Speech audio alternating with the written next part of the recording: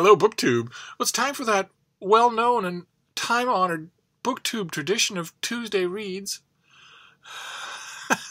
I knew I said I wouldn't keep doing this, and I'm not. I'm not trying to destroy your TBRs and your wish lists and whatnot. I'm not trying to obliterate your book buying budget, but I want to show you some books that I'm working on currently. I will once again split. I've got 8 books here. I will split it between 4 that I've already read, and that therefore, unfortunately for you, are recommendations, and then 4 that I'm going to be reading. And the first one of the 4 that I've already read is something that I have followed through its entire course as a book here on this channel. I'm sure it's happened before, but this time it really came home to me that we're approaching 3 years on this channel. 3 years of an endless parade of new books. I mean, we talk about old books too, and we talk about all sorts of other things, but I think it's become clear since the spring of 2016 that this channel is mostly about new releases. I hope that it's helpful to you in that. Certainly, it's almost all of what I read these days. My reading has significantly shifted to cover new releases, and I guess if that's true, it's inevitable that there are going to be books that we are going to see in every stage of a book's life. From a paperback ARC, a review copy, to a hardbound finished copy, and then finally to a paperback. And then maybe, if this channel sticks around long enough, to an anniversary reprint. Who knows? But one way or another, the first book that I want to show you that I read 500 and something pages of it. I'm savoring it. I'm reading it, rereading it slowly. I'm taking all sorts of new notes. We've seen it already. It's the paperback version of Carlos Ayers' Reformations, which is, on one level about the Protestant Reformation, the Northern Reformation, but it's also, it ends up being a much broader social history, and it's terrifically written. And we saw it in 2016 as an ARC. And then we saw it later on as a finished copy, and here it is again. And it's tremendous. It's a big undertaking of a book, but I want to recommend it as a very thoughtful and slightly wider context, one-volume history of the Reformations, of the change in the world that took place from 1450 to 1650. So this is out in paperback now. What did we say it was the other day? I don't recall. I think that it's a $20 paperback. Does the pub sheet say? No, it doesn't. But it'll be expensive. It's a university press, and it's a fairly recondite subject, so it won't be cheap. But it's now out in paperback, and I really do recommend it. And then the next one is something, I don't know if we've seen it on this channel before. It's gorgeous, absolutely gorgeous. It's this thing. It's by Celeste Marie Bernier and Andrew Taylor, and it is If I Survive. I think we saw this on this channel. This is an advanced copy. It's an oversized documentary life of Frederick Douglass. There was a great actual biography. This is a different approach. It's dozens and dozens and dozens of facsimile editions of correspondence between Douglass and his sons, between all the people in his lives. It's also full of archival photographs. And it tells Douglass's story, but by doing it that way, extremely visual and also extremely intimate, so that you open a 2-page spread and you're looking directly at a facsimile in close range of a letter that Douglass wrote, many letters that he wrote and that his sons wrote.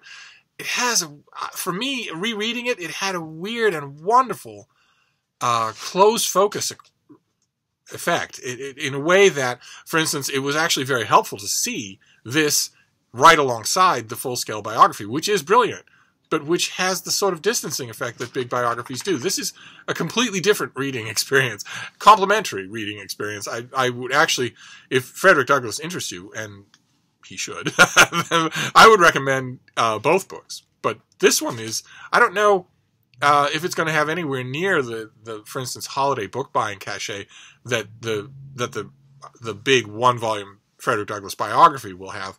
But it's worth hunting out. If you're interested in the time period, if you're interested in the subject, and if you're interested in the man, this is worth hunting out. It is a weird wonderful biographical reading experience to be right there in the middle of the primary sources like that, instead of reading, you know, abstracts or conclusions drawn from them. So I didn't expect the reread. I was impressed the first time, but I didn't expect the reread to work on me the way it did. It is a remarkable volume. And then the next one's also remarkable and also a bit of a surprise. We saw it on this channel. This is Jessica Fellowes' Bright Young Dead. It's a Mitford family murder mystery. It's a follow-up to her, The Mitford Murders, which is all about the Mitford sisters. In this case, mainly two Mitford sisters, but they all make appearances of one kind or another.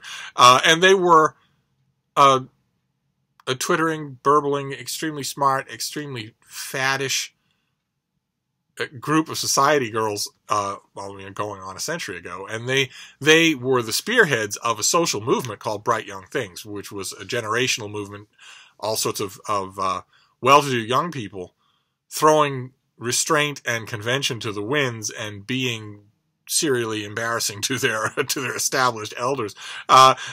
Pretty much the last setting in which I would think a murder mystery would be viable. Let's put it that way. I don't think that despite Jessica Fellowes' best intentions, I don't think that the Mitford sisters had the makings of rigorous, logical sleuth hounds. Let's just diplomatically put it that way. But the thing that amazed me about this book, and that I don't recall being true in the first book in the series, first of all, you don't have to read the first book. You can jump right into this one. There were two things that struck me about this in connection with that first volume. The first one being this is very much better as a book. It's just noticeably better written, more confident, more textured, more satisfying. Rather than, you know, sort of, it doesn't at all rely heavily on the gimmick of the Mitford sisters as detectives. That is a great gimmick, and I think the first book relied a lot on that. This one doesn't at all. That was the first thing that struck me about it, and the second thing that struck me about it is that it isn't frothy. It isn't flighty. It isn't. Okay, I'm gonna put it this way. I'm gonna trust you all to understand what I mean. It isn't fun. It is tremendously enjoyable to read, but it doesn't have that Lord Peter whimsy, that P.G. Wodehouse. It doesn't have that Mitford-esque air to it. It ends up, after a little bit of fancy dancing in the beginning, it ends up settling down into being just a really good historical mystery. I didn't expect that. I didn't see coming, and if I could be doing an injustice to the Mitford murders, but I don't remember anything like that happening in the first book. So all of a sudden, I feel like this is the first book in a series. I highly recommend it to you historical murder mystery fans. The first book was a curiosity that I may or may not have recommended if we were, for instance, roaming around in a bookstore together. This feels like suddenly something new, something that you have to follow in much the same way as you would, you know, the Maisie Dobbs or Maggie Hope or something like that. So a high recommendation here. And then the next one, the last of the books that I've already read here, is new in paperback, comes out in paperback in the beginning of November. It is by Julie Burwald, and it is Spineless, the paperback of Spineless, her incredible book about jellyfish. Believe it or not, it's an incredible book about jellyfish. It's full of facts, but also personal anecdotes, autobiography, you know, academic stuff, field research, all sorts of parts of the world. It is, in other words, that description will tell you this is very much in the vein of Soul of an Octopus by Cy Montgomery, who gives a blurb on the paperback, and that's a wonderful vein. That kind of autobiography / natural history is wonderful to read. I quibble a little with some reviewers and some commentators on this book and about Cy Montgomery, who call it a new phenomenon. It is not. It is not a new phenomenon at all. If you think that it's a new phenomenon, then I have a very strong recommendation to make for you, a little book called The Voyage of the Beagle. But this book, the paperback that'll be in all of your bookstores, is loaded with blurbs, and one of them is from yours truly at Open Letters Monthly. I'm in very good company. I'll try and leave a link. If I remember, I'll leave a link to my review down below. But this is going to be out in paperback, same thing as Reformations, and it's well worth your time. If you like nature writing, you're going to love it. Oh, is that the bean in the background? Bean, is that you? What are you doing back there? You want to say hi to your fans? No? No? She gets a little squirrely when it's stormy and rainy. Oh my God, none of you are going to pay any attention to me. With that face in the background, none of you are going to pay attention to eyes on the prize. All right. Hi, baby. I'm talking to the camera. Anyway, now I'll move on to the 4 books that I'm going to read. I've dipped in a little to a couple of them, but I don't have any. I'm going to be reading them, and then I will report back on them. And the first 2 that we'll do, just get them out of the way, are huge biographies, because I love biographies more than any other kind of writing. And these are 2 biographies that I intentionally haven't read. I have put them off until I got finished copies. The first one is by Hilary Sperling, who's fantastic. This is the American publication of her Big Life of Anthony Powell, a writer who I really like, but he's not. I mean, to say that he didn't really ever catch on in America implies that he caught on in the UK, and I don't think he did. He's a weird anachronism. He knew that at the time. He knew when he was writing that he was one. And I was kind of hoping this book was widely reviewed in the UK, and I have a suspicion that it is going to continue to get widely reviewed here in the United States. And I'm hoping, I have hoped all along, I still hope, I hope that any kind of currency that this book gets will spur some publisher somewhere to come out with a new edition, a new paperback edition of Dance to the Music of Time. That's the origin of the subtitle of this biography. He wrote an enormous novel sequence called Dance to the Music of Time that is amazing. I love it. Just love it. It's difficult to recommend. It's difficult even to describe. It is. It's a sprawling panorama, and it doesn't have much in the way of normal dramatic arcs, and it only has a couple of standout dramatic characters. One in particular, a bad guy. And you'd think that if you put all that together, you'd get an unreadable mess, but it isn't. It casts a spell. If you surrender to it, it will work on you. And I've read all the reviews of this book, and I've heard all sorts of great things about it. I would tend to think that if you're going to encounter the bane of literary biographies, the bane of literary biographies is that you pour your whole life into your books, so a biography of you will be boring. I would think if you're going to encounter that problem anywhere, you're going to encounter it with this author, but I could be wrong. We shall see. And then the next one is also a biography, also someone who did a huge amount of writing, but of course we don't remember him as a writer. And this is long overdue. I've had the advanced copy of this, and I've intentionally put it off until I got the finished copy. This is Andrew Murphy's biography of William Penn, the founder of Pennsylvania. And it allegedly, from what I've heard of it, the author has consulted and synthesized a huge amount of new documentation, stuff that the previous author, the last soup to nuts general interest biography of William Penn was many years ago, decades ago. And the impression I get is that on a research level, this thing is head and shoulders beyond that earlier one and any other one that's existed. So if that's true, that'll be welcome. I will, of course, when I'm reading this, I will do the usual Steve thing. I will start at the back and look at the bibliography, look at the notes, and that sort of thing. That will be a huge thing. That'll be a welcome thing anyway. But I got to confess, I will be hoping in this and in the Powell biography that in addition to all of the research and the groundbreaking document usage, it will also be a great story. 2018 has been a fantastic year for biographies, and it's been a fantastic year for biographers who don't forget that research is only half of their job. I'm hoping that that this author doesn't either. That would be wonderful. And then the next one is, I guess, also a biography, but it's so firmly embedded in a broader historical context that I bet it won't read like one. This is by Martin van Canto, and it is Sam Goodschmidt and the Hunt for Hitler's Atom Bomb. Just an awful title. That is the title of the book right there. And that is just awful. but let me read you what it's about, because it sounds fascinating to me. It will certainly fill a lot of holes that I don't know. It will teach me a lot, which I love.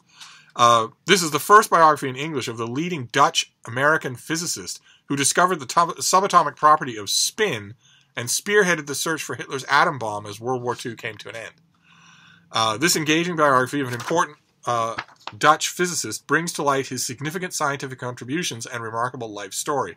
Based on recently released archives and material from Goldschmidt's daughter Esther, science journalist Martin van Kalmthout has reconstructed a life marked by both brilliance and tragedy.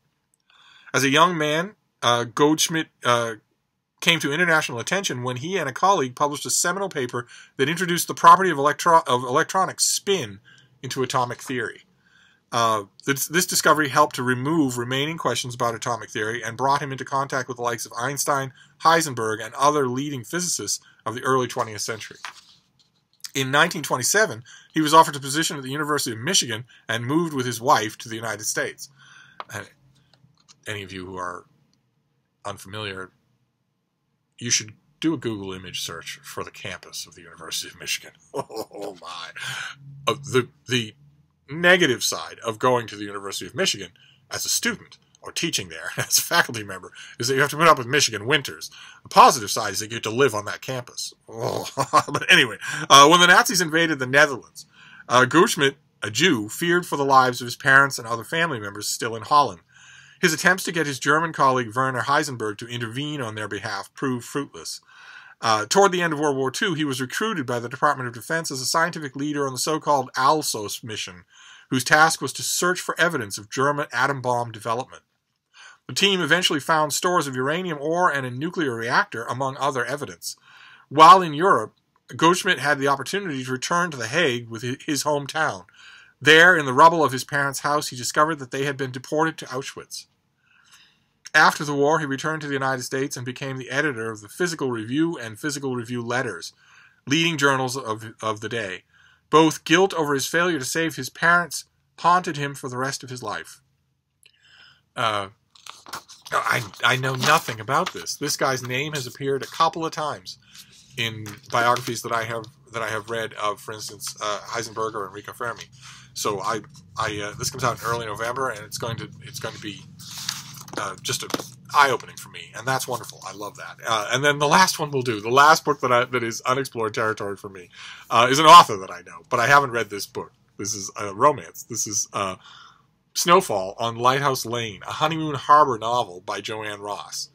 And let's see what we have here.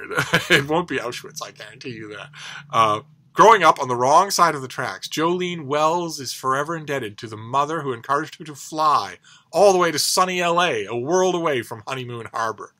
Although Jolene vowed never to go back, returning home isn't even a question when her mom faces a cancer scare, which means running into Aidan Mannion all over town, the first boy she ever loved and lost, and whom she can hardly look in the eye. And Aidan's black sheep reputation may have diminished when he joined the Marines, but everything he's endured since has left him haunted. But in Honeymoon Harbor to heal, he's back to heal. From the war, I assume. He's talked into the interim role of police chief, and the irony isn't lost on the locals, least of all him. But seeing Jolene after all these years is the unexpected breath of fresh air he's been missing. He's never forgotten her through all his tours, and he's not sure anymore that he's the man she deserves. So it'll be a feel-good type thing. I think I have read a couple of other books in the Honeymoon Harbor series. Let's see if we have. Oh no, okay, no, I think there's only been one. Heron's Landing, though, but I did read Heron's Landing, and I did like it. So I'll be reading this, probably as a chaser to the Hitler's atomic bomb book. I will probably want a slight change of pace at that point. And there you have it. Let's do a Steve pile. That is my Tuesday reads for you. This, If I Survive, remarkable type of biography. Just remarkable. Bright Young Dead, the intrepid two Mitford girls. Reformations by Carlos Ayer, now in paperback. Let's see here. Oh, yes. Oh, okay. This is going to be structurally difficult. Spineless, also now in paperback. Tremendous nature read. Then a biography of Anthony Powell, a novelist you may not have read. I'm hoping that he led an interesting life. A biography of William Penn, the first one in 40 or 50 years. Then this is the title. Sam Goldschmidt and the Hunt for Hitler's Atom Bomb. That is the title of a book that nevertheless sounds fascinating. And Snowfall on Lighthouse Lane, a Honeymoon Harbor novel by Joanne Ross. So that is your Tuesday reads. Your hashtag Tuesday reads. I will wrap this up for now. Here, we'll give you a little bit more of the bean. She's the star of the show anyway, and she's acting really strange. She doesn't like rainy, cloudy days at all. There she is. There's my girl. Look at those people, Bean. All right.